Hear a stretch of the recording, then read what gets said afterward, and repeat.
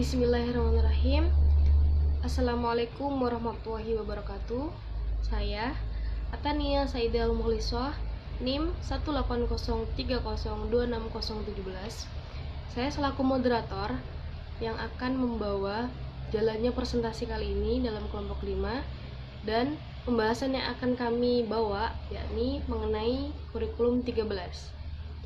Dalam pembahasan kali ini kami akan menyampaikan beberapa topik.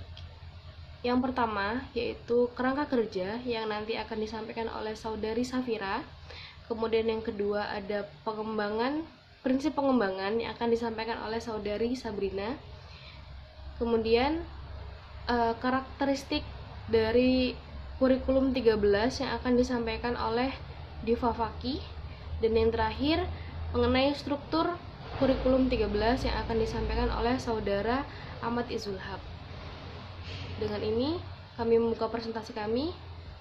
Yang pertama akan disampaikan oleh Safira. Baik, untuk yang pertama yaitu kerangka kerja kurikulum 2013. Kerangka kerja kurikulum 2013 adalah masalah pendekatan pembelajaran. Selama ini pendekatan yang digunakan adalah materi. Jadi materi diberikan kepada peserta didik sebanyak-banyaknya sehingga mereka menguasai materi itu secara maksimal. Berikut adalah beberapa kerangka kerja kurikulum 2013. Yang pertama yaitu pengembangan kurikulum 2013 diawali dengan analisis kebutuhan masyarakat Indonesia. Analisis kebutuhan tersebut merupakan analisis kesenjangan mengenai kemampuan yang perlu dimiliki warga negara bagi kehidupan berbangsa dan bernegara.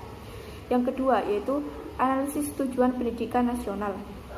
Sebagai arah pengembangan kurikulum, setiap upaya pengembangan kurikulum haruslah didesain untuk mencapai tujuan pendidikan nasional. Yang ketiga yaitu analisis kesiapan peserta didik dilakukan dari kajian psikologi anak dan psikologi perkembangan, tahap-tahap perkembangan kemampuan intelektual peserta didik, serta keterkaitan tingkat kemampuan intelektual peserta didik dengan jenjang kemampuan kompetensi yang perlu mereka kuasai.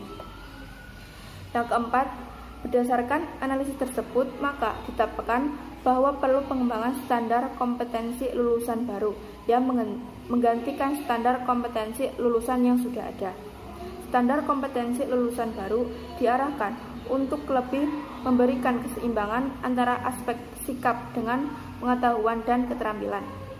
Yang kelima, analisis berikutnya adalah kajian terhadap desain kurikulum 2006 yang menjadi dasar dari KTSP dan peraturan Menteri Pendidikan Nasional Nomor 22 Tahun 2005 tentang standar isi. Dalam standar isi terdapat kerangka dasar kurikulum dan struktur kurikulum. Analisis terhadap dokumen kurikulum tersebut menunjukkan bahwa desain kurikulum dikembangkan atas dasar pengertian bahwa kurikulum adalah daftar sejumlah mata pelajaran. Yang keenam yaitu berdasarkan rumusan standar kompetensi lulusan yang baru, maka dikembangkanlah kerangka dasar kurikulum yang antara lain mencakup kerangka filosofis, yuridis, dan konseptual. Landasan filosofis yang dikembangkan adalah bersifat elektik yang mampu memberikan dasar bagi pengembangan individu peserta didik secara utuh, yaitu baik dari aspek intelektual, moral, sosial, akademik, dan kemampuan yang diperlukan untuk mengembangkan kehidupan individu peserta didik. Yang ketujuh yaitu kegiatan pengembangan berikutnya adalah penetapan struktur kurikulum. Struktur kurikulum menggambarkan kerangka kurikulum, terdiri atas sejumlah mata pelajaran, pengelompokan posisi mata pelajaran, beban belajar mata pelajaran per minggu, dan jumlah beban belajar keseluruhan per minggu. Yang kedelapan yaitu berdasarkan struktur kurikulum yang telah ditetapkan, selanjutnya dirumuskan kompetensi inti setiap kelas yang menjadi pengikat dari berbagai kompetensi dasar. Adanya kompetensi inti lebih menjamin terjadinya integrasi kompetensi dasar antar mata pelajaran dan antar kelas. Yang kesembilan, berdasarkan kompetensi dasar yang telah direview dan dinyatakan memenuhi persyaratan yang telah ditetapkan, maka dikembangkan silabus. Pengembangan silabus dimaksudkan agar patokan minimal mengenai kualitas hasil belajar untuk seluruh Indonesia. Dalam silabus ditetapkan sebagai patokan minimal adalah indikator yang dikembangkan dari kompetensi dasar dan kemudian dalam materi pokok proses pembelajaran yang dikembangkan dari kegiatan observasi. Yang ke-10, berdasarkan KD dan silabus dikembangkan buku teks peserta didik dan buku panduan guru. Peserta didik berisikan konten yang dikembangkan dari KD, sedangkan buku panduan guru terdiri atas komponen konten yang terdapat dalam buku teks peserta didik dan komponen petunjuk pembelajaran dan penilaian. Adanya buku teks peserta didik dan guru adalah patokan yang memberikan jaminan kualitas hasil belajar minimal yang harus dimiliki peserta didik. Mungkin untuk lanjut ke materi kedua, syukron. Oke, langsung saya lanjut. Dalam Permendikbud nomor 67 tahun 2013 tentang kurikulum SD, karakteristik kurikulum 2013 yaitu mengembangkan keseimbangan antara pengembangan sikap spiritual, sosialisasi, sosial, rasa ingin tahu, kreativitas, kerjasama dengan kemampuan intelektual dan psikomotorik.